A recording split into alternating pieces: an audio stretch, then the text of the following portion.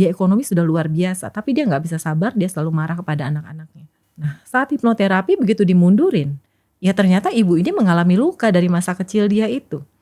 Ternyata apa? Ibu ini pernah mengalami pelecehan seksual. Berarti nggak ada yang mencintai apa adanya tuh, nggak ada ya? Itu bullshit ya dok?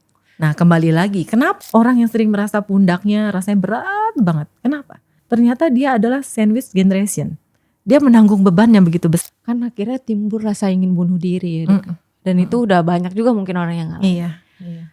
Tapi kita tuh nggak sadar, maksudnya kita tuh nggak sadar ada yang salah dari diri kita.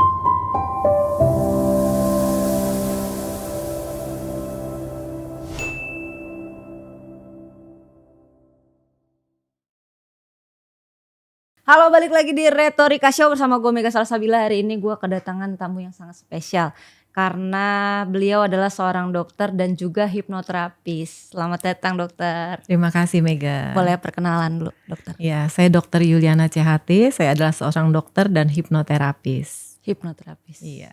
Hipnoterapis itu apa sih dok? Hipnoterapis itu adalah orang yang melakukan hipnoterapi. Kayak dibakar tisu gitu tuh. Tidur gitu ya? Enggak. Hipnoterapi itu adalah terapi yang diberikan dalam keadaan hipnosis. Hipnotis sama Hipnotis itu orang yang melakukan hipnosisnya. Oh, oke. Tapi hipnosis adalah keadaannya, di mana saat itu faktor sadar kita rileks, faktor analisa dan kritis kita menurun, tapi fokus dan konsentrasi kita meningkat. Sehingga dalam keadaan hipnosis itu kita hipnoterapis mudah memberikan pemahaman-pemahaman atau sugesti positif dan mudah diterima oleh si pasien tanpa ada analisa dan kritis dari dia. Berarti yang di TV-TV, di film-film yang bakar tisu terus keluar unek-unek tuh bener? Kalau itu kan secara panggung ya. Entertainnya gitu. Kalau kita kan untuk terapi, untuk memberikan kesembuhan kepada pasien. Okay. Jadi pasien ini akan dibawa untuk dicari akar masalahnya. Biasanya pasien ini dibawa regresi dalam keadaan hipnosis. Nah, ada yang mundur ke past life, ada yang dalam rahim mamanya, ada yang masa balita, remaja, di mana dia pernah mendapatkan trauma yang menjadi akar masalahnya.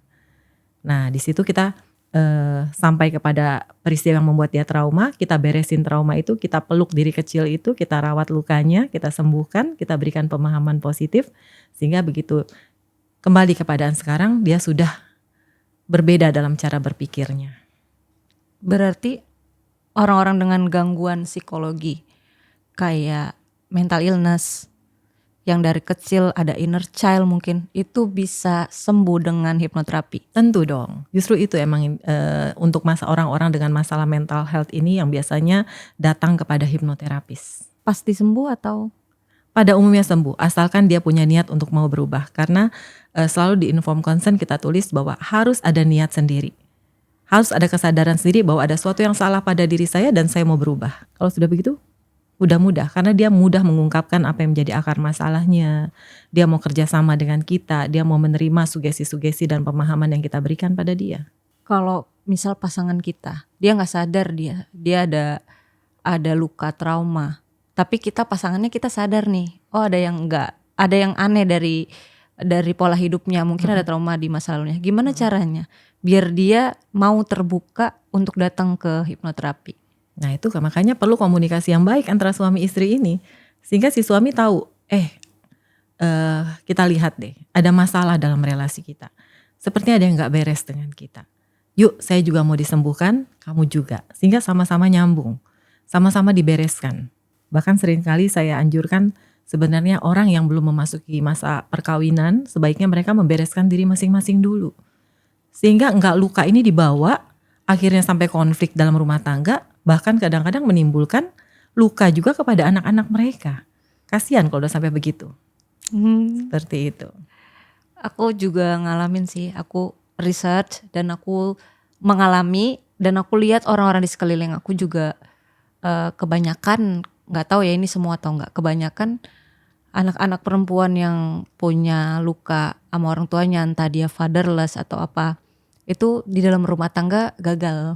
Bener begitu gak dok? Banyak banget dan bener banget. Karena gini, pola asuh orang tua itu menentukan seperti apa anak kita kelak. Jadi jenis-jenis trauma apa sih yang dialami anak dengan orang tua di masa dulunya. Misalnya kekerasan fisik, kekerasan verbal, anak merasa sendirian, kesepian karena orang tua terlalu cuek, ataupun anak terlalu diberikan pujian yang berlebihan, anak yang terlalu overprotective, atau anak yang seringkali dibanding-bandingkan, tidak dihargai.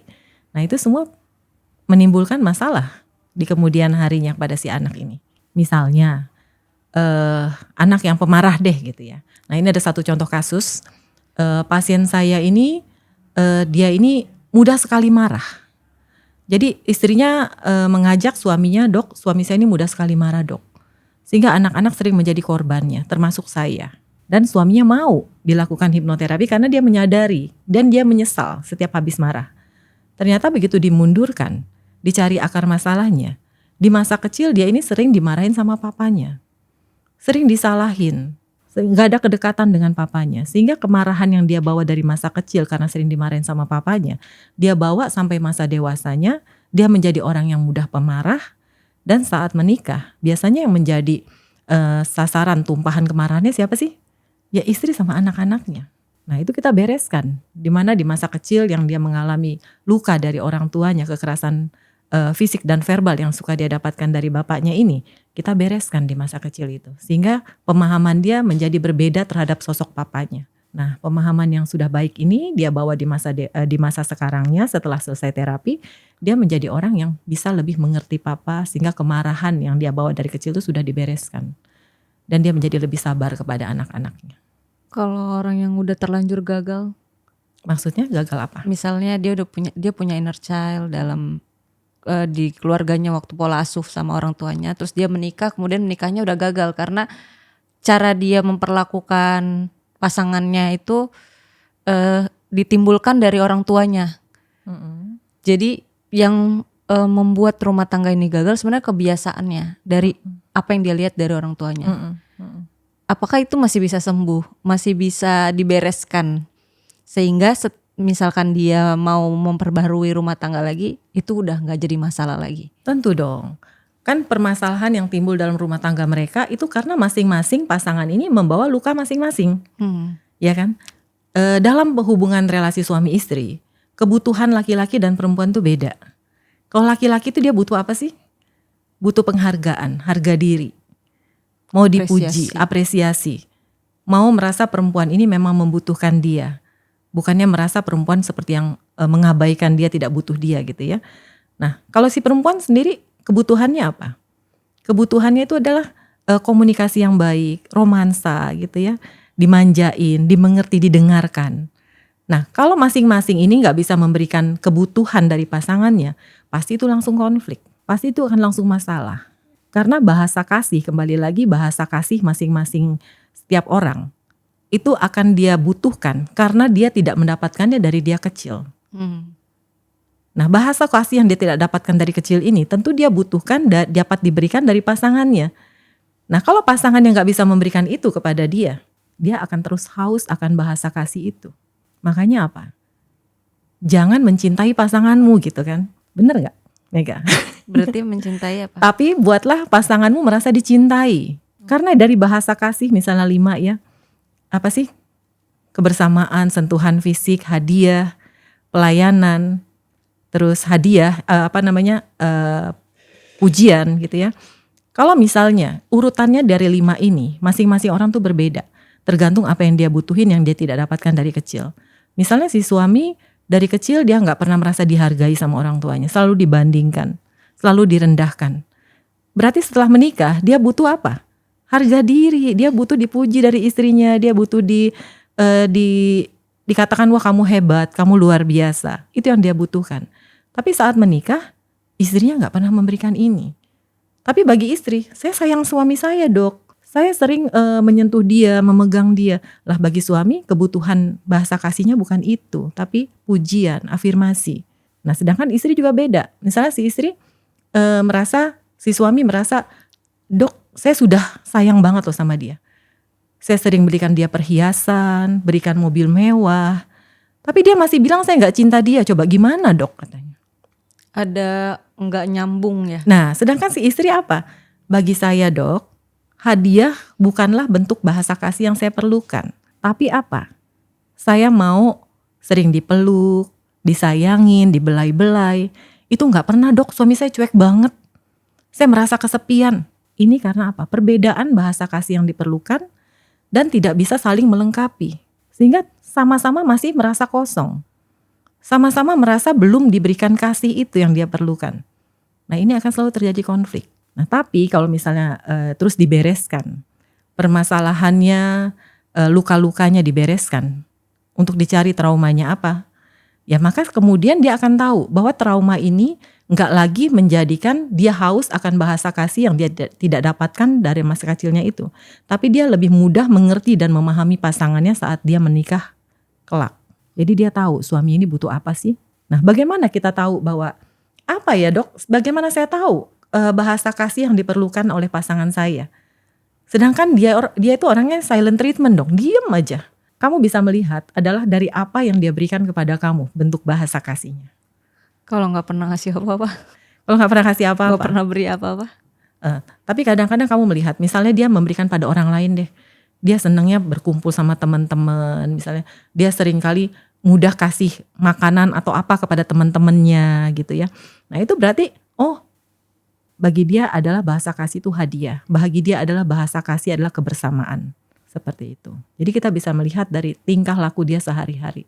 Kalau pasangan yang mudah marah tadi yang kata dokter bilang, dia mudah marah, apa-apa mukul, dikit-dikit mukul, akhirnya timbul KDRT. Berarti itu sebenarnya ada masalah di dalam hidup dia sehingga dia melakukan itu. Mungkin ada trauma gitu berarti.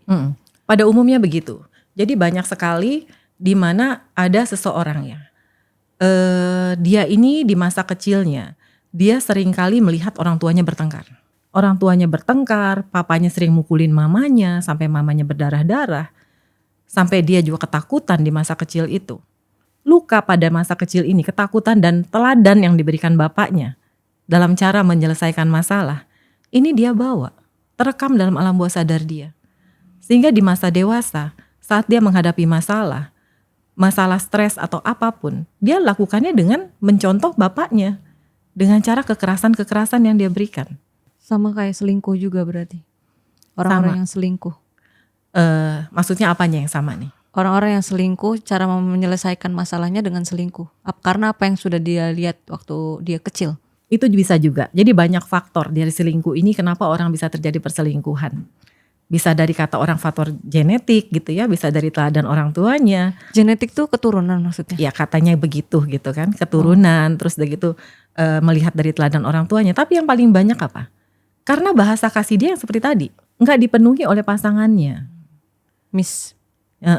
Nggak usah jauh-jauh deh. Ada seseorang yang dia merasa si pasangan ini merasa, dok saya padahal sudah memberikan bahasa kasih, saya sudah selalu ada buat dia, saya selalu bersikap ramah kepada dia, seperti itu ya. Tapi bagi si suami ini belum. Jadi ada kasus si suami melihat istrinya ini orangnya nggak bisa rapih. Dia sudah bilangin berkali-kali, kamu itu pakai baju tolong rapih dong, matching dong warnanya, biar orang enak lihatnya. Tapi tetap aja si istri ini nggak pernah bisa ngomongin, tetap aja seperti itu. Menurut dia, ya cara saya emang seperti ini. Nah suatu saat suami ini di luaran, dia ketemu perempuan yang dandanannya mirip deh kayak istrinya, baju kok nggak matching, berantakan gitu ya. Tapi dia kasih tahu sama si perempuan ini, kamu jangan gitu dong teman kerjanya. Kamu coba pakai baju yang lebih rapi deh, yang lebih baik begini seperti ini dia kasih saran. Dan perempuan itu perlahan-lahan berubah. Nah di sini dia merasakan apa? Perempuan ini lebih menghargai saya, dengar yang saya anjurkan, yang saya sarankan, gak seperti istri saya. Dan dia bisa jatuh hati kepada perempuan tersebut hanya karena masalah itu. Berarti gak ada yang mencintai apa adanya tuh gak ada ya? Itu bullshit ya dok? Nah kembali lagi, kenapa dia bisa seperti ini? Kenapa dia merasa kok hanya karena dia ngomongannya didengerin sama perempuan itu, kok dia bisa jatuh hati? Kenapa sih? Karena ada ego yang dipenuhi. Yes, karena luka di masa kecilnya adalah dia tidak dihargai, gak pernah didengar. Sehingga begitu dia, bahasa kasih dia untuk dihargai dan didengar dari orang lain dipenuhi sama perempuan itu, dia mudah jatuh hati kepada perempuan tersebut. Jadi kembali lagi ke pengaruh di masa dulu, di mana trauma yang pernah dia hadapi dan kerinduan apa yang dia butuhkan karena trauma tersebut. Biasanya kalau hipnoterapi itu apa yang dikulik dari akarnya kan? Awalnya tuh dari mana cara membuka lukanya? Bukan membuka lukanya. Jadi dalam proses hipnoterapi itu kan ada proses seperti wawancara. Kita nanya kenapa sih masalah kamu datang ke sini, ada apa sih, seperti apa sih. Itu aja lama banget itu wawancaranya. Kemudian baru kita melakukan teknik induksi untuk masuk ke dalam keadaan hipnosis. Induksi. Untuk masuk ke dalam hipnosis, keadaan hipnosisnya. Nah di sana dia akan masuk kepada peristiwa yang membuat dia merasa trauma. Ini adalah akar masalah yang membuat dia luka. Jadi misalnya ada seseorang ya, pernah nggak kamu melihat kenapa sih orang ini suka nggak percaya diri? Oke. Anak saya. Nah ada pasien saya datang, dia merasa, dok saya ini sering nggak percaya diri dok. Kalau ketemu orang saya itu rasanya, wah ini keringetan semua, deg-degan. Apalagi orang baru atau orang yang lebih dari saya. Nah begitu dimundurkan ternyata apa? Saat kecil dia ini seringkali nggak pernah diapresiasi sama bapaknya. Sering disalah-salahin, nggak pernah dipuji. Begitu melakukan yang baik nggak dipuji, tapi begitu melakukan kesalahan sedikit, wah itu dimarahinnya luar biasa. Bahkan dibilangin, kamu itu misalnya anak bodoh. Kata-kata negatif tuh keluar semua. Sehingga kata-kata negatif dari orang tuanya diserap di alam bawah sadar dia, dan dia merasa, oh iya saya kan anak yang seperti ini. Nah begitu ketemu dengan di masa dewasanya, label yang sudah dia bawa dari orang tuanya ini akan selalu ikut sama dia. Sehingga saat ketemu dengan orang lain, dia merasa, ya saya kan emang orang gak mampu, gak bisa. Jadi gak punya kepercayaan diri dalam menghadapi orang. Itu anak aku kayak gitu banget dok. Benar gak lukanya yang dia alami seperti itu dulu di masa kecilnya? Sekarang kan dia umur 11 tahun. Gak dapat apresiasi dari bapaknya, bener banget. Karena bapaknya udah gak tahu di mana. Nah kan? Itu pada umumnya seperti itu Mega. Anak yang itu suka yang disalahin, dibanding-bandingin, ya anak itu dong. Anak itu atau aku? Cara pola asuh aku. Kan kata kamu yang salah dari bapaknya. Bapaknya tidak pernah mengapresiasi, betul. Nah tapi kamu sendiri kurangnya keberadaan aku juga karena aku kerja. Jadi mungkin dia kurang banyak apresiasi. Yang terbaik adalah kalau anak emang udah umur segitu, kenapa nggak anaknya juga dibereskan traumanya? Terus kemudian si mamanya yang memberikan pola asuh banyak kepada anak ini juga harus tahu parenting yang seperti apa yang sebaiknya diberikan kepada anak. Karena nggak hanya kekerasan fisik dan verbal yang bisa menyebabkan anak mengalami masalah. Anak-anak yang mengalami kesepian, misalnya anak yang merasa, dok saya ini sebenarnya kayaknya nggak ada masalah deh, nggak ada trauma deh dari orang tua saya.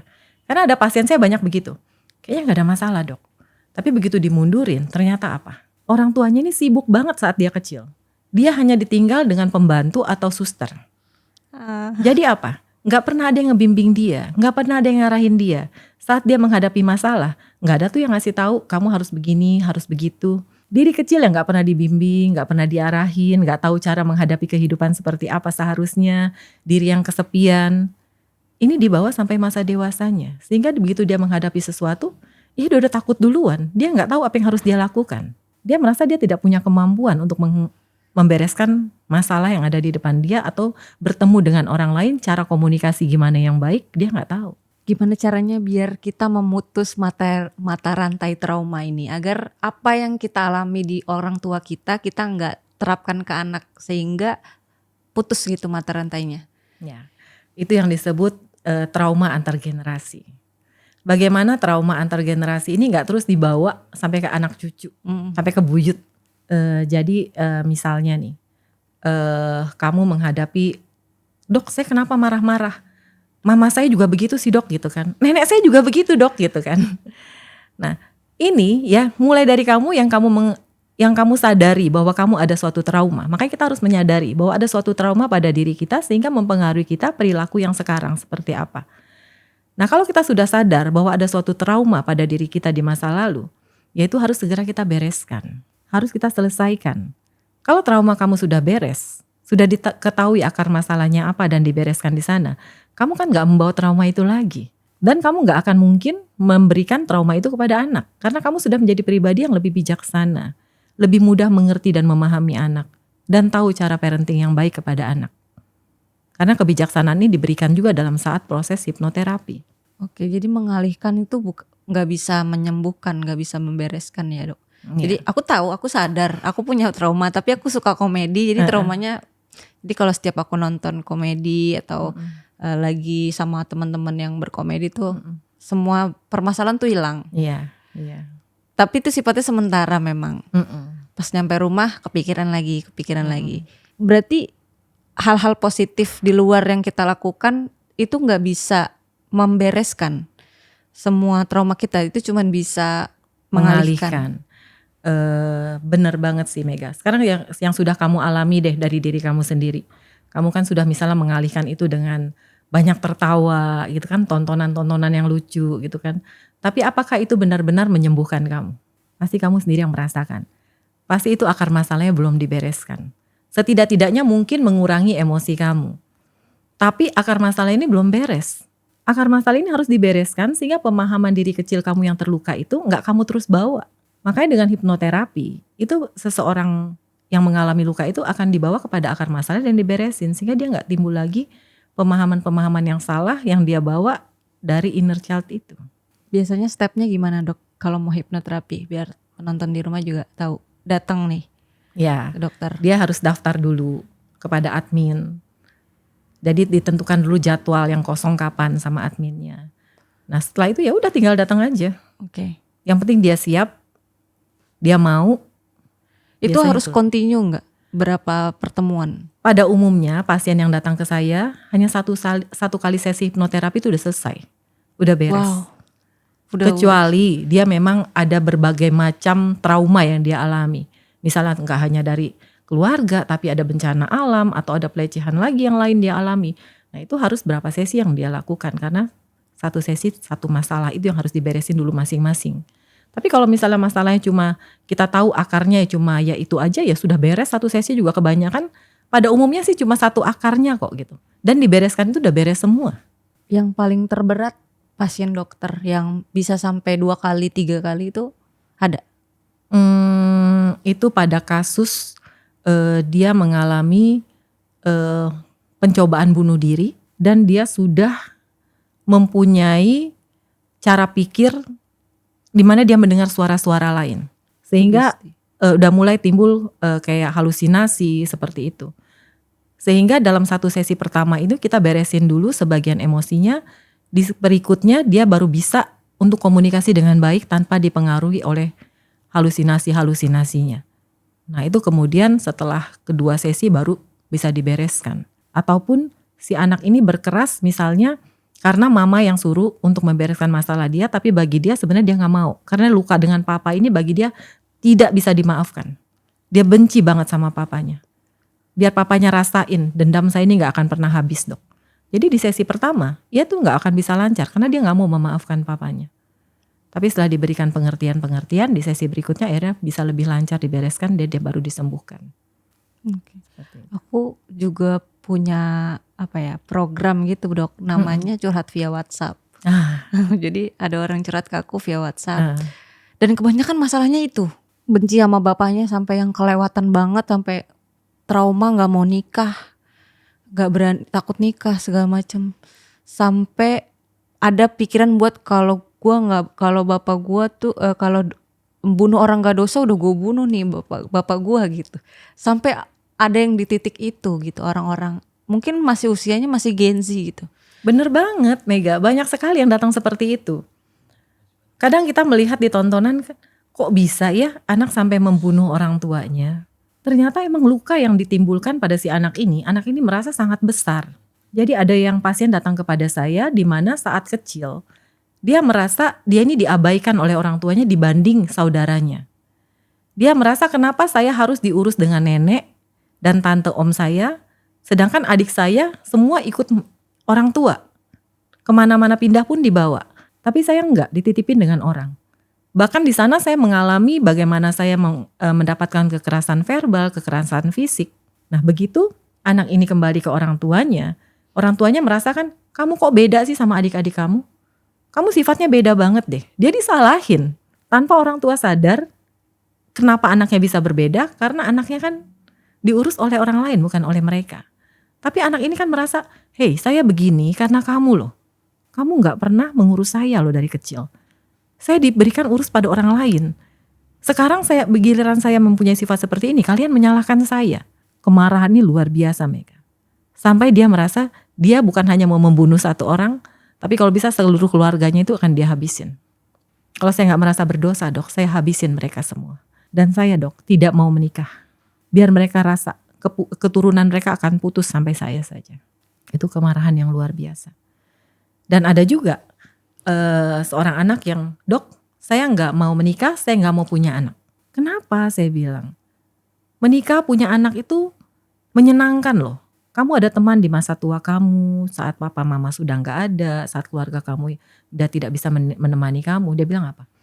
Dok, saya nggak mau anak saya mengalami luka seperti saya. Saya nggak mau punya anak dok. Saya takut anak saya terluka. Nah begitu dimundurin kenapa? Ya saat kecil dia sering kali mendapatkan kekerasan fisik dan verbal dari mamanya. Disalahin, dibanding-bandingin sama adiknya. Dipukulin seperti itu kan. Sehingga luka ini dia merasa kok jadi seorang ibu seperti itu sih. Nggak memahami diri seorang anak. Bukannya dibimbing, diarahin, tapi malah cuma dipukulin kalau salah gitu ya. Dimarahin dengan kata-kata yang luar biasa menyakitkan. Nah luka ini dia bawa pada masa dewasanya. Sehingga dia merasa jangan sampai ya saya menimbulkan luka juga kepada anak-anak seperti saya dulu dilukai oleh ibu saya. Jadi mendingan saya nggak married, saya nggak punya anak.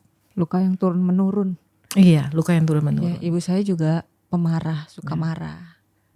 Kayaknya itu bukan karena sifatnya. Dari nenek kamu dari kan? Nenek. Nah, itu. Bisa juga kadang dari suami. Dari Suami yang kadang bikin dia marah terus sepanjang hari marah, hari marah. Nah kalau kamu sadar seperti itu Mega, seharusnya kamu cepat putus trauma antar generasi ini sampai kamu saja. Trauma yang pernah kamu dapatkan dari mama kamu sudah stop sampai di sini. Sehingga trauma itu tidak menimbulkan sesuatu luka pada kamu dan bisa kamu berikan pada orang-orang lain, ataupun kamu terlalu berpengharapan pada orang lain karena bahasa kasih yang kamu gak dapatkan dari kecil itu. Sejujur-jujurnya aku tuh gak trauma sama ibu. Aku lebih trauma ke bapak. Karena aku tahu yang bikin trauma ibu juga bapak. Oh, gitu. Jadi sebenarnya kita semua ini trauma gara-gara satu orang ini. Satu orang ini ya. Iya. Ibuku tuh sering marah-marah karena kadang pernah ada ketahuan selingkuh bapak gitu. Terus dari mertuanya tuh dia gak klop sama mertua. Jadi gak akur ya. Hal kecil aja dok. Dia bisa marah yang meledak-ledak gitu. Setelah aku dewasa aku baru sadar gitu. Ternyata begitu berat bebannya dia sehingga dia harus meluapkan emosinya setiap hari. Nah sebenarnya kalau kamu melihat bapak kamu seperti itu, apakah benar 100% bapak itu emang sifatnya begitu? Apakah bukannya dia juga membawa luka dari orang tuanya? Betul. Nah kasihan gak sih sama bapak kamu? Kasihan kan? Dia mendapatkan teladan seperti itu. Dia mendapatkan pengajaran seperti itu. Dia mendapatkan contoh-contoh setiap hari seperti itu yang ada di bayangan dia, yang masuk dalam alam bawah sadar dia. Dan pendidikan-pendidikan dari orang tua yang seperti ini. Sehingga wajar gak? Normal gak? Kalau dia bawa itu di masa dewasa dia? Betul. Apalagi di masa dulu mungkin gak ada tuh medsos yang ngajarin parenting yang baik. Sehingga dia gak tahu yang baik itu yang mana. Menurut dia yang baik itu ya kayak bapakku. Itulah cara mendidik anak. Dia gak tahu di luaran seperti apa. Nah kalau kita sebagai anaknya, kita merasa iba, kasihan kepada dia. Bukan justru kita menyalahkan dia. Tapi bantu dia membereskan trauma-trauma itu. Sehingga bapak juga diselamatkan, dibantu. Karena sebenarnya seneng gak sih bapak mempunyai sifat yang pemarah? Pasti dia juga enggak. Dia akan merasa tidak damai. Setiap kali aku mau sebel, mau benci sama ayahku, aku selalu bertanya kenapa ya dia bisa kayak gitu.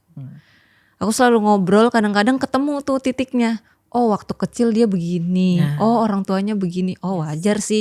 Jadi kayak ada wajar sih. Jadi kayak pengen kesel sama dia tuh jadi nggak jadi. Nah itu kalau Mega sudah bisa seperti itu, Mega sudah lebih bijaksana berarti. Karena Mega sudah lebih bisa mengerti dan memahami orang lain. Bahwa orang lain tuh punya masa lalunya, punya pendidikannya, punya permasalahannya. Sehingga yang membentuk orang mempunyai pribadi seperti ini. Sehingga dengan memahami dan mengerti orang lain, kita bisa lebih gak punya rasa marah kepada dia. Bahkan punya rasa iba kepada dia untuk membantu dia. Yuk Pak, kita beresin trauma Bapak. Sehingga saat di masa tua Bapak itu punya rasa damai, punya rasa tenang. Bahkan saat kembali kepada Sang Pencipta, dia perginya itu dalam damai, bukan dalam kemarahan, kebencian. Kita sudah membantu Bapak kita kalau kita bisa beresin trauma-trauma dia. Seperti itu. Berarti kita ajak dia hipnoterapi. Kita ajak dia ngobrol. Ya, apapun caranya, yang penting kita bantu Bapak bagaimana Bapak bisa membereskan trauma masa lalu dia sehingga dia merasa plong.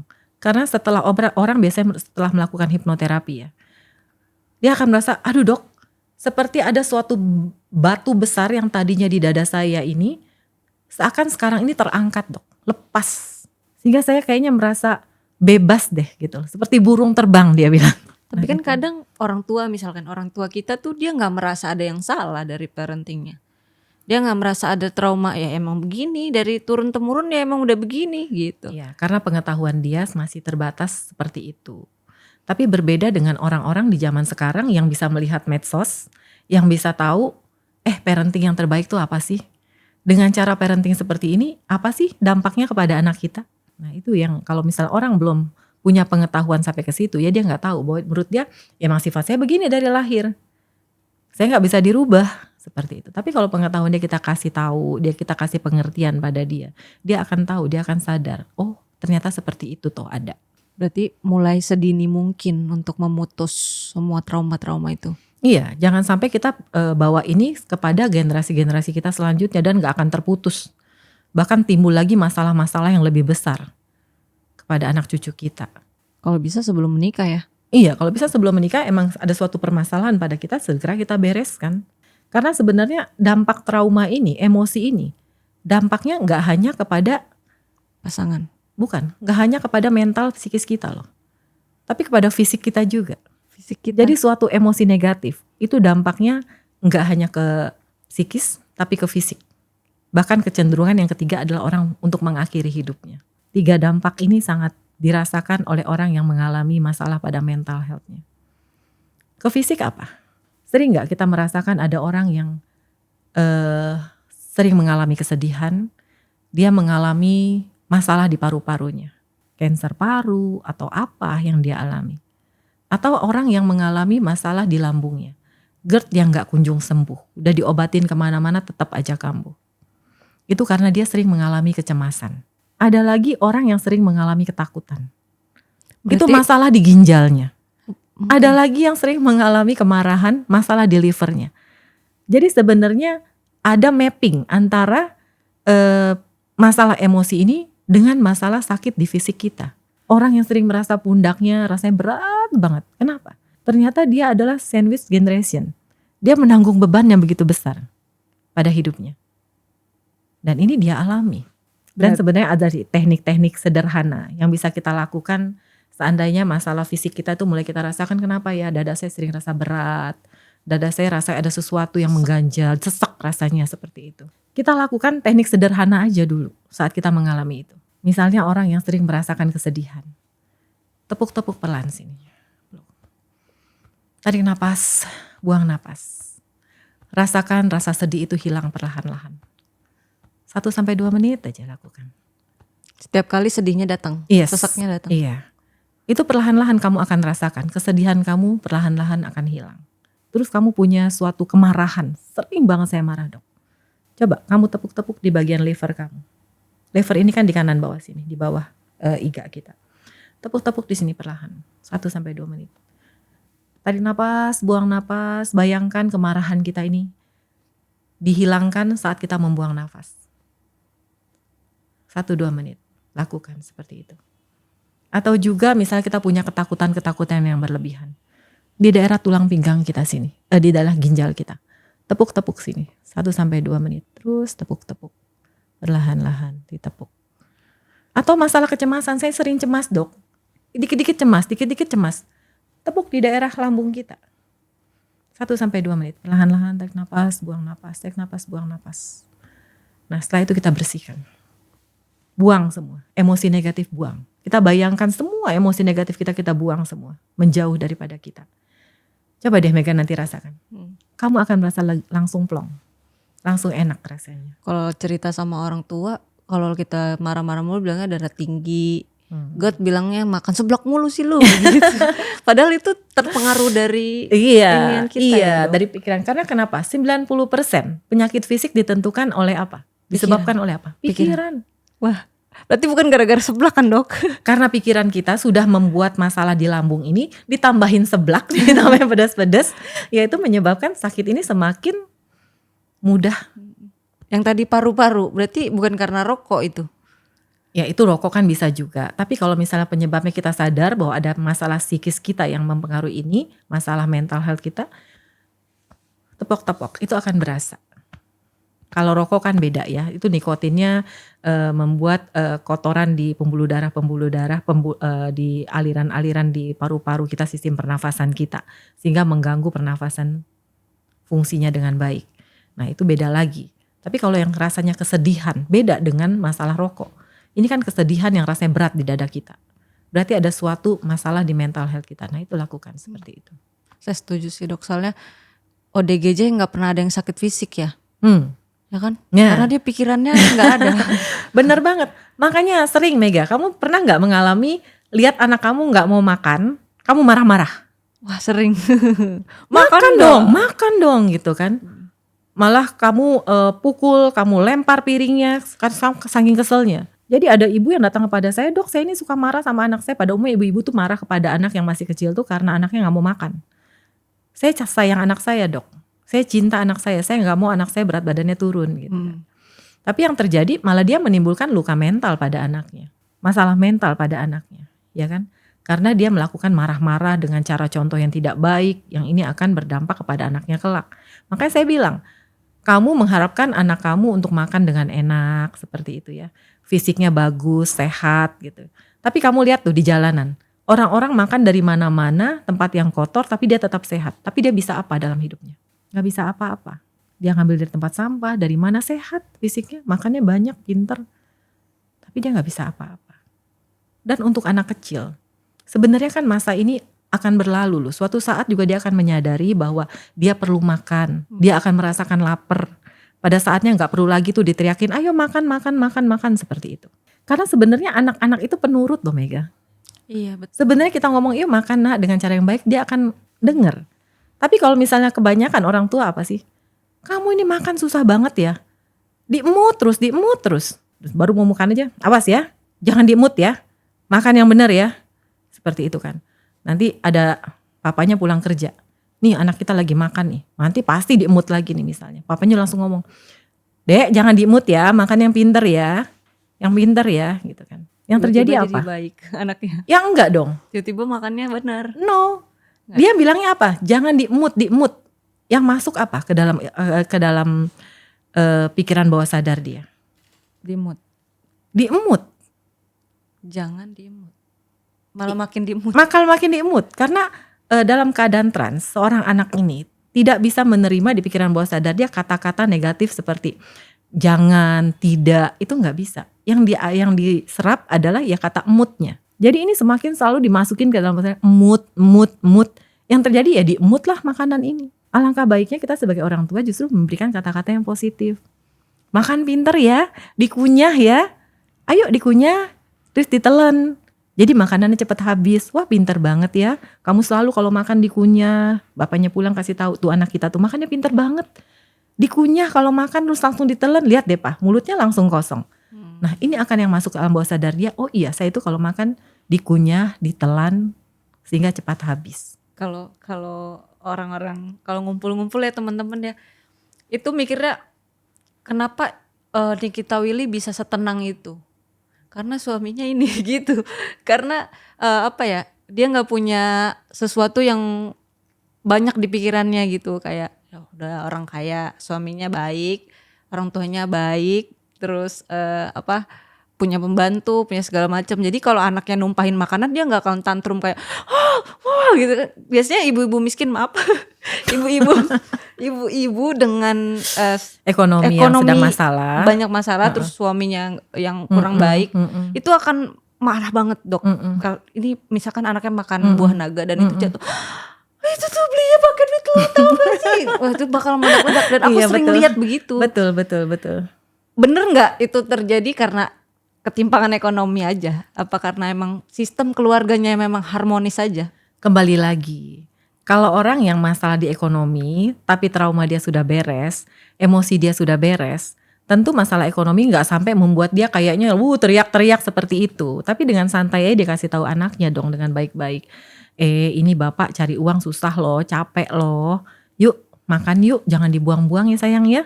Diajarin bagaimana seharusnya. Kalau nggak mau ya bilang, nanti kita ganti dengan yang lain. Itu karena dia sudah bisa mengendalikan emosinya. Tapi jarang orang dengan ekonomi sedikit tapi bisa setenang itu. Jarang sekali. Karena gini, kita lihat coba di masa lalu dia sebenarnya dia membawa suatu emosi negatif nggak? Ada nggak trauma antar generasi yang dia bawa dari orang tuanya kepada masa dia yang sekarang? Sehingga dia menjadi orang yang mudah emosi, mudah marah. Dan kalau kamu lihat, nggak hanya orang yang dengan masalah ekonomi ke bawah yang mengalami masalah loh, yang mengalami masalah emosi. Tapi banyak tuh yang datang kepada saya, orang yang cukup terkenal, orang yang kaya raya, udah nggak kekurangan apapun, tapi datang dengan masalah emosi. Dok, sebenarnya saya nggak kekurangan, saya nggak ada masalah. Tapi kenapa dalam relasi suami istri, saya ini nggak bisa baik. Bahkan saya ini sering memberikan kekerasan kepada anak saya. Padahal kalau misalnya menurut Mega, ukuran adalah dalam hal ekonomi. Kenapa? Dia ekonomi sudah luar biasa, tapi dia nggak bisa sabar, dia selalu marah kepada anak-anaknya. Nah, saat hipnoterapi begitu dimundurin, ya ternyata ibu ini mengalami luka dari masa kecil dia itu. Ternyata apa? Ibu ini pernah mengalami pelecehan seksual dalam masa kecilnya. Dari orang yang pernah numpang di rumahnya. Jadi dia mengalami pelecehan seksual. Tapi dia gak berani ngelapor kepada orang tuanya. Takut orang tuanya mengganggu kesehatan orang tuanya lah menurut dia. Jadi dia, ataupun dia malu gitu ya. Dia pendam semua ini. Dan dia bawa rasa kemarahan dia kepada orang yang melakukan pelecehan seksual ini sampai kepada masa dewasa dia, karena dia nggak sempet membalasnya menurut dia. Nah, kemarahan yang dia bawa ini, dia merasa diri dia kotor, merasa diri dia tidak berharga. Ini memancing dia untuk mudah emosi. Dan ini dia berikan kepada siapa? Kepada orang-orang terdekat dia, suami dan anak-anaknya. Berarti yang aku tangkap, kemarahan emosi yang meluap-luap sama orang lain itu bukan cuman karena ekonomi atau karena orang lain buat salah sama kita. Berarti karena ada emosi yang belum beres dikeluarkan di masa lalunya. Yang belum dibereskan. Yang menimbulkan kenapa dia seperti ini. Trauma apa yang dia alami. Berarti menurut saya dia marah-marah mulu tuh. Ya, banyak sekali jadi permasalahan seperti itu yang timbul. Sampai ada anak baru berapa belas tahun dia bilang capek hidup. Baru berapa belas tahun? Capek hidup, saya cuma mau hidup cuma sampai ya 10 tahun lagi lah, Dok. Lah kenapa saya bilang, hidup itu indah loh. Hidup itu membahagiakan loh. Siapa bilang, Dok? Saya gak mau, saya cukup dengan umur 25 aja. Saya merasa saya sudah cukup. Kenapa? Karena kalau di umur lebih lagi saya harus bertanggung jawab nanti. Saya harus berdiri sendiri, harus cari uang sendiri, apa sendiri. Gak mau. Saya gak mau punya anak, saya gak mau menikah. Lah kenapa? Nah, begitu dimundurin, dicari akar masalahnya. Ternyata sedari kecil, anak ini seringkali diabaikan sama mamanya. Mamanya sibuk cari uang. Gak pernah ngebimbing dia, gak pernah ngarahin dia. Tapi begitu ada di rumah, mamanya ini adanya marah-marah sama dia. Mamanya ini gak bisa ngertiin dia. Dia lagi belajar, mamanya suruh apa, dia bilang ya sebentar mah. Tapi mamanya merasa dia ini membangkang. Mamanya marah-marahin dia. Jadi dia merasa, ma aku ini bukannya gak mau, aku ini lagi belajar, sebentar lah, sebentar. Tapi begitu mamanya selesai belajar itu, dia mau beresin itu, mamanya marah sama dia. Kamu itu gak bisa nolong orang tua, kamu ini begini begitu, disalahin, dimarahin luar biasa. Sehingga anak ini merasa gak ada yang mengerti saya. Mama aja yang harusnya menjadi seorang ibu yang menjadi pelindung buat saya, memperlakukan saya seperti itu. Gak ada yang peduli saya, gak ada yang mengerti saya, gak ada yang memahami saya. Jadi menurut saya hidup itu, Dok, sangat berat. Saya gak mau lagi memikul masalah di masa dewasa saya, ditambah dengan harus cari uang, harus bisa berdiri sendiri. Itu lebih ribet tuh. Apalagi nanti ditambah dengan anak, dengan urusin suami. Gak mau, dia bilang cukup sampai situ, Dok. Seperti itu. Jadi dia merasa capek hidup. Mungkin dari sudut pandang kacamata ibunya juga, aduh aku capek nih pulang kerja, aduh anaknya gak mau bantuin beresin, membangkang. Iya.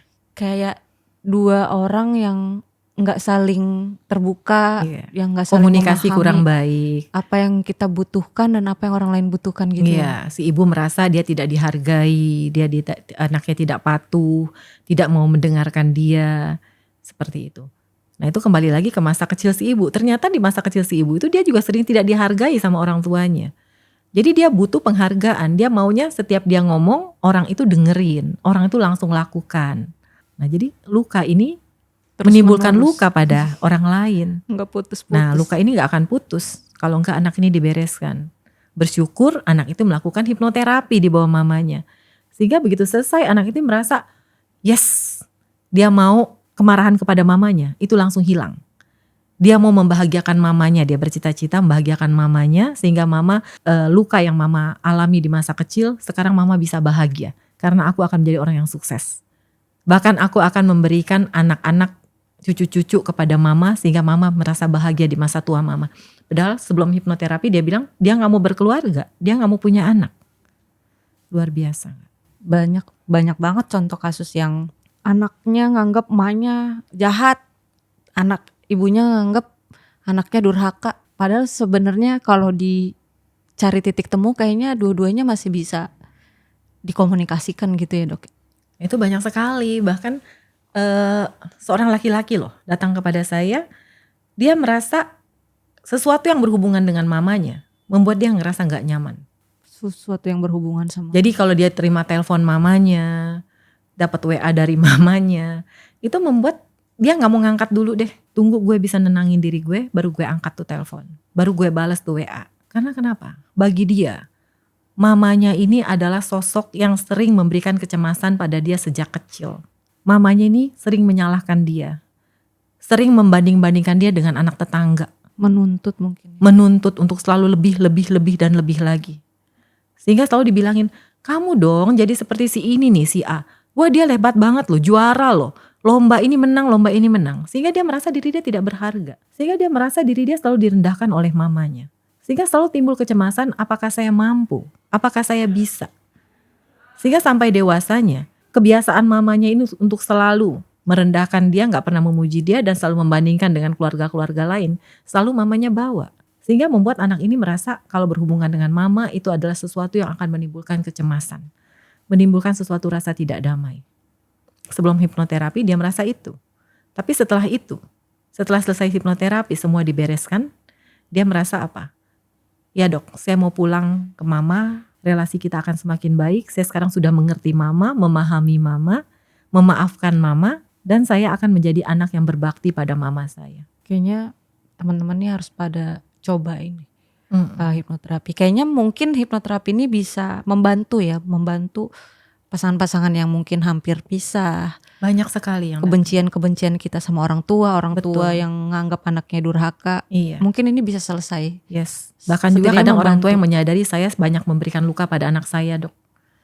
Itu saya, pun saya memberikan luka pada anak saya. Iya karena anak saya tuh bilang aku tuh monster. Kerjaannya marah-marah doang gitu. Kalau di rumah marah-marah doang. Tapi kadang baik, pas lagi baik dia tuh pernah ngomong, coba bunda kayak gini terus setiap hari. Berarti selama ini aku kayak monster di mata dia. Iya. Padahal kalau kita sadar, anak kita itu umurnya gak selamanya kecil, gak selamanya remaja. Nah kalau terlanjur kita berikan luka ini pada anak-anak di masa kecil dia, terlanjur kita gak punya kedekatan pada dia, terlanjur kita selalu mengabaikan dia, keburu terbentuk anak ini setelah puber, biasanya itu mulai timbul permasalahan yang bisa kita lihat dalam masalah mentalnya. Apalagi setelah 17 tahun, semakin lebih kelihatan masalah dalam mental health-nya. Jadi kalau misalnya kita punya waktu buat anak-anak kita, berikanlah waktu sebaik-baiknya saat 0-7 tahun ini, dia membutuhkan kita di samping dia loh. Dia membutuhkan kita untuk mengarahkan dia, membimbing dia, kasih tahu dia mana yang baik, mana yang buruk. Karena kalau enggak kita biarkan dia kepada pembantu atau suster, apakah mereka kita dijamin bisa memberikan arahan-arahan yang baik pada anak ini? Baru 7 tahun dia hidup di dunia. Apakah dia tahu yang benar yang baik itu seperti apa? Tapi kalau kita yang hadir di sebelah dia, kita akan mengarahkan dia. Bukan dengan marahan saat dia salah. Tapi dibimbing, dikasih tahu harusnya dia seperti apa. Kemudian lanjut masa setelah 7 tahun. Di mana anak perlu kita dampingi. Saat dia menghadapi masalah dengan temannya, dia bisa curhat sama kita. Bisa kita arahkan, bimbing dia. Tapi kalau kita sosoknya gak ada, semua itu ditelan sendiri sama dia. Diendapkan sendiri sama dia. Sampai akhirnya sudah terakumulasi semua permasalahan yang dia hadapi ini, sehingga suatu saat tinggal meledak. Jadi jangan sia-siakan waktu yang diberikan dari Tuhan kepada anak kita, sejak dia lahir sampai dengan suatu saat dia bisa berdiri di atas kaki dia sendiri. Kalau yang aku tangkap dari orang-orang di sekeliling aku dan aku yang ngerasain juga, biasanya semakin kita berusia nih dok, makin tambah nih rasa kecemasan, trauma, banyak overthinking. Kita setiap malam tuh mikirin anak, mikirin orang tua, bagaimana pasangan gini. Kan akhirnya timbul rasa ingin bunuh diri ya dok. Dan itu udah banyak juga mungkin orang yang ngalamin. Iya. Tapi kita tuh nggak sadar, maksudnya kita tuh nggak sadar ada yang salah dari diri kita. Kita tuh ngerasa kayak enggak, gue begini tuh karena orang tua gue begini karena pasangan gue begini karena anak-anak gue nggak ada yang ngertiin gue. Jadi kita ngerasa kita tuh nggak kenapa-napa, tapi orang-orang di sekeliling kita itu yang salah. Iya. Gini, trauma yang kita alami di masa kecil, maka selalu ya kita bawa kepada akar masalah. Kita carinya akar masalah di umur berapa mulai timbul tangki marah atau tangki cemas pada diri kamu. Nah itu kita cari akar masalah di umur berapa. Dulu rasa cemas, rasa marah pertama kali timbul pada akar masalah ini kecil, sedikit. Masih bisa kita kendalikan. Tapi berdasarkan tambah umur, tentu kita ketemu lagi dong dengan permasalahan-permasalahan baru, beban-beban baru yang menimbulkan rasa cemas, rasa marah ini semakin besar. Jadi ini seperti efek bola salju, menggelinding semakin besar sehingga suatu saat dia menjadi besar sekali dan kita udah gak tahan. Dan ini bisa meledak. Kalau udah meledak apa dampaknya?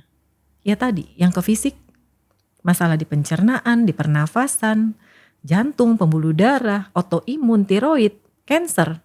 Itu semua karena emosi negatif yang sudah tertahankan dan akhirnya meledak. Yang sudah tak tertahankan akhirnya meledak. Nah, ke psikis, ya timbul masalah jadinya tadinya yang cuma sedikit cemasnya, kemarahan cuma sedikit, menjadi orang yang gak bisa tidur, overthinking, negative thinking, mudah curigaan, gak mudah percaya sama orang, bahkan marah yang meledak-ledak. Karena emosi ini semakin terakumulasi, semakin besar dan suatu saat kita gak akan tahan. Meledak dalam bentuk fisik maupun dalam bentuk psikis. Nah, kenapa kita selalu menyalahkan orang lain? Benar, traumamu bukan salahmu. Bukan salah kamu. Tapi penyelesaiannya itu tanggung jawab kamu. Gak bisa kamu bilang saya mengalami masalah ini, coba mereka yang dibereskan. Lah gak mungkin. Emosi negatifnya itu kan yang rasakan kita sendiri. Kita yang harus beresin sendiri. Kalau kita gak beresin emosi ini, ya kita gak akan pernah mencapai masa depan yang kita harapkan. Sesuatu yang indah di sana gak akan pernah kita bisa capai. Karena kenapa? Kaki kita selalu diikat dengan masa lalu ini. Dengan trauma ini. Dengan selalu menyalahkan orang tanpa kita mau beresin diri kita. Makanya ayo kalau kita mau melangkah ke depan menuju masa depan yang bahagia, yang tenang, yang damai yang kita harapkan. Ayo mulai sekarang lepas nih tali-tali masa lalu ini. Putusin semua, buang semua, bereskan semua. Sehingga kita bisa melangkah dengan ringan, dengan berlari bahkan mencapai tujuan kita tersebut. Perbedaannya apa dok? Hipnoterapi sama obat-obat dari psikiater? Kalau hipnoterapi itu seperti yang saya bilang tadi, pasien dimasukkan ke dalam keadaan hipnosis dan dicari akar masalahnya, kemudian kita beresin akarnya ini. Sehingga pemahaman diri kecil yang salah hanya sebagai anak kecil yang pengetahuannya hanya sedikit, sehingga dia merasa kalau dia nggak merasa seneng, bahagia, itu adalah sesuatu yang buruk gitu kan. Itu nggak lagi dia bawa sampai masa dewasa dia. Itu dalam hipnoterapi. Tapi kalau misalnya kayak psikolog, psikiater, itu mereka memberikan motivasi atau pemahaman-pemahaman kepada si anak ini dengan memberikan pemahaman-pemahaman positif, sugesti-sugesti positif. Bahkan mungkin kalau dilihat ada masalah pada kimiawi si otak si anak, mungkin akan diberikan tambahan obat-obatan. Tapi dalam hipnoterapi kita tidak memberikan obat-obatan. Kita hanya membawa dia mencari akar masalah, diberesin, dibawa kembali. Anak ini sudah merasakan kelegaan tersebut. Mungkin gak kalau kita udah langganan psikiater biasa minumin obat, terus hipnoterapi kita jadi gak perlu obat lagi. Biasanya kan psikiater ngasih kita obat tuh karena kita cemas, karena kita susah tidur, overthinking. Mungkin gak dengan hipnoterapi kita jadi gak usah minum-minum obat lagi. Nah kembali yang saya bilang tadi, kecemasan, overthinking, negative thinking, merasa mudah marah, itu kan karena ada sesuatu di sana, di masa lalu yang disebabkan luka dari orang-orang sekitar yang diberikan kepada kita. Itu yang menyebabkan kita merasa itu. Nah kalau dengan hipnoterapi kita bereskan, kita kembali ke masa lalu, trauma itu kita bereskan, tentu kan gak ada lagi. Karena biasanya kalau akar masalah ini sudah kita bereskan, kita berdamai, anak ini punya pemahaman yang berbeda dari inner child dia dulu. Ini saat dia dibawa kembali ke masa sekarang, dia sudah beda caranya, dia sudah lepas yang seperti dia bilang batu besar ini sudah diangkat dari diri saya dok. Jadi kecemasan itu sudah nggak ada, kemarahan sudah nggak ada, jadi sudah beres seperti itu. Ya kan banyak juga nih teman-teman saya juga termasuk yang udah capek banget, aduh minum obat mulu tiap malam nih, kayaknya aku udah capek deh minum obat, kayaknya harus diselesain memang dari akar masalahnya, dicari apa sih penyebab timbul emosi-emosi negatif itu pada diri seorang Mega. Kenapa bisa timbul cemas, bisa timbul marah, bisa timbul overthinking, negative thinking pada diri seorang Mega. Nah, kalau itu dibereskan, pemahaman kecil kamu ini kita beresin, kita kasih pemahaman bijaksana, positif dari seorang terapisnya, ya Mega akan mulai cara berpikir Mega berbeda. Kamu merasa semua itu bukan masalah lagi. Kamu merasa semua itu justru kamu paham kenapa itu bisa terjadi sehingga kamu bisa berdamai dengan keadaan tersebut. Enak hidupnya jadinya. Aku akan coba dok. Beneran aku tertarik banget kayak. Iya. Karena banyak seperti itu yang dialami oleh pasien-pasien Mega. Maka saya bilang saat mereka setelah menjalani hipnoterapi ini, mereka itu memulai titik nol mereka untuk bisa tahu bahwa hidup itu ternyata bisa bahagia. Ternyata hidup itu bisa damai. Ternyata hidup itu bisa tenang. Ternyata masalah itu gak perlu kita selesaikan dengan cara marah. Dan ternyata kita tuh gak percaya diri. Ternyata kita tuh gak perlu cemas. Karena apa yang kita lakukan sekarang itu menentukan ke depan kita. Kalau sudah tidak ada emosi negatif yang kita pendam, jalanin ke depan sana mudah banget. Apa perlu yang kita khawatirin lagi, udah gak ada. Kayak pikiran-pikiran stoik ya jadinya. Iya, seperti itu. Gak usah pikirin apapun yang gak bisa kita kendalikan. Karena pikiran kita adalah magnet. Saat kita selalu berpikir yang positif-positif, maka yang positiflah yang akan datang kepada kita. Tapi kalau kamu selalu berpikiran negatif, saya adalah orang yang ini, saya orang yang ini karena trauma kita, saya adalah orang yang tidak dihargai, saya selalu orang yang gak mampu, kata mama saya orang yang bodoh, saya orang yang males, label-label negatif itu selalu ada pada kamu. Ya itu akan mempengaruhi kamu untuk maju ke depan ya sulit, karena kamu akan selalu dipegang oleh negatif-negatif ini. Berarti yang udah kita tanam di bawah sadar selama bertahun-tahun itu yang akan dilepaskan ya? Iya, sehingga pemahaman kamu berbeda, bahwa maksud mama itu ngomong gitu sebenarnya bukan begitu loh. Maksud mama itu bukan seperti itu. Mana ada sih sebenarnya seorang ibu yang gak sayang sama anaknya. Saya bilang serigala, macan aja gak pernah tuh dalam keadaan lapar dia makan anaknya sendiri. Bahkan dalam keadaan dingin, dalam keadaan cuaca yang tidak baik, dia rela menembus cuaca tersebut, mencari makan, dia bawa ke dalam kandang, dia berikan pada anak-anaknya. Apalagi seorang ibu. Apalagi sekarang kita tahu, ibu itu karena membawa luka dari masa lalu dan tidak tahu cara parenting yang baik, sehingga ini yang dia berikan pada anak-anaknya. Tapi yang keluar dari mulutnya, apa yang dia lakukan, bukan terpancar dari hatinya sebenarnya kepada anak tersebut. Bisa jadi si ibu juga lagi banyak banget lukanya. Iya, belum lagi ditambah dengan keadaan sekarang. Saat dia membesarkan kalian, dia harus seorang diri membesarkan anak. Suami yang berlayar atau suami yang kerja di luar kota. Itu banyak sekali menimbulkan masalah di mana ibu ini datang, dok, saya ini mudah marah. Saya ini sering kali sedikit aja anak saya berbuat apa, saya marah dok. Ternyata dimundurin apa? Ternyata masalahnya apa? Selain luka yang dia bawa dari masa kecilnya, ternyata sekarang suaminya itu banyak di luar kota. Jadi beban tuh ditanggung dia sendiri. Emosi yang dulu aja belum beres ditambah dengan beban yang sekarang semakin terakumulasi. Menjadi bola salju yang semakin besar. Dan ini mudah meledak dia berikan kepada anak-anaknya. Berarti aku nangkepnya hipnoterapi ini adalah cara untuk berdamai sama semua luka-luka dari kita kecil sampai kita dewasa, sehingga apapun yang orang lain lakukan gak akan berpengaruh lagi untuk kita melihat masa depan gitu. Pemahaman kita menjadi positif. Jadi kita itu selalu melihat segala sesuatu dari segi positifnya. Kita melihat orang ini marah-marah kenapa sih? Ada maksud apa sih di balik itu? Atau kenapa sih dia menjadi seorang yang pemarah? Kita menjadi mudah mengerti dan memahami orang. Sehingga yang seperti Mega tadi bilang, bahwa orang ini marah karena si bapaknya dulu juga suka memberikan kekerasan pada dia gitu ya. Jadi kita marah kepada dia juga gak menjadi mempunyai sifat yang benci luar biasa yang mendalam. Tapi kita memahami dia menjadi seperti itu karena terbentuk dari masa lalunya. Dan juga dari marahan ibu kita jadi tahu, maksudnya apa sih di balik itu? Karena pemahaman kita sekarang menjadi positif. Ibu maksud adalah memberikan semangat pada kita supaya kita menjadi orang yang sukses. Supaya kita menjadi orang yang rajin. Nah jadi pemahaman kita bukan lihat dari negatifnya terus. Karena pemahaman anak kecil yang salah ini kita bawa karena gak ada arahan, gak ada bimbingan dari orang tua. Makanya sebagai terapis kita juga harus bijaksana dalam memberikan pemahaman-pemahaman positif kepada anak-anak kita. Kita harus punya pengalaman yang cukup. bagaimana sih dalam mengerti dan memahami permasalahan trauma seorang anak, emosi seorang anak. Sehingga kita mudah menangkap apa yang pasien kita keluhkan, yang ceritakan. Sehingga seperti misalnya ya, saya mengalami dari kecil keluarga besar dengan berbagai macam situasi, dengan berbagai macam kondisi, saya memahami satu persatu sifat-sifat orang dan apa yang dialami dalam kehidupan mereka.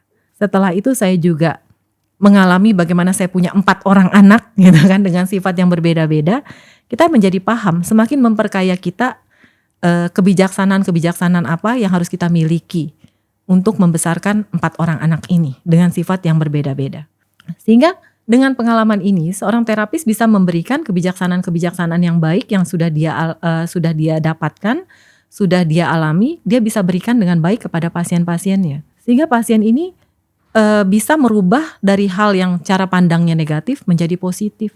Sehingga mempengaruhi perilaku-perilaku dia, bagaimana dia berelasi dengan orang, bagaimana dia melihat orang marah, orang dengan emosi negatif dia bisa mengerti, memahami orang. Sehingga gak punya lagi timbul rasa dendam, kemarahan luar biasa pada diri dia. Berarti buat teman-teman bisa nih yang ngerasa, kok gue marah-marah mulu ya, kok gue dadanya sesek ya, kok gue overthinking gak bisa tidur, boleh coba hipnoterapi. Bisa hubungin kemana dok? Ada nomor adminnya nanti. Nanti ada di bawah sini. Iya. Boleh lah nanti kita coba ya teman-teman. Kayaknya juga gengsi sekarang banyak banget nih yang punya masalah-masalah. Udah ke psikiater, udah ke psikolog rutin, tapi masih aja belum, itu berarti akarnya belum selesai ya dok ya? Iya, gini, di Gen Z, sekarang kan kita lihat nih, gimana sih Gen Z itu mengalami masalah gitu kan. Karena sekarang kan eranya era digital, semua medsos, ya kan. Waktu mereka tuh lebih banyak dihabiskan di depan handphone. Iya, handphone, laptop dia gitu ya. Screen time-nya terlalu besar, terlalu banyak. Sehingga waktu dia untuk berelasi dengan orang lain tuh semakin sedikit. Komunikasi dengan orang tua semakin sedikit. Belum orang tua juga yang sekarang sibuknya luar biasa. Sehingga orang tua ini gak sempat memberikan dia rasa percaya diri yang baik, tanggung jawab, disiplin, kemandirian, rasa empati. Ini kurang bisa diberikan dari orang tuanya. Nah sekarang dia melihat medsos. Dia melihat teman-teman dengan yang dia rasa lebih dari dia. Membanding-bandingkan. Betul. Merasa diri dia yang paling kurang. Teman-temannya lebih semua. Sehingga membawa dia semakin depresi. Semakin gak punya keberanian dan semangat. Apalagi melihat teman-teman sudah mengalami ini, FOMO jadi rasanya seperti itu ya. Atau cyberbullying yang didapatkan dari medsos. Ataupun dia melihat bagaimana pengetahuan-pengetahuan, informasi-informasi bahwa sekarang ini zamannya susah loh. Banyak orang di PHK. Sekarang semua digantikan dengan AI.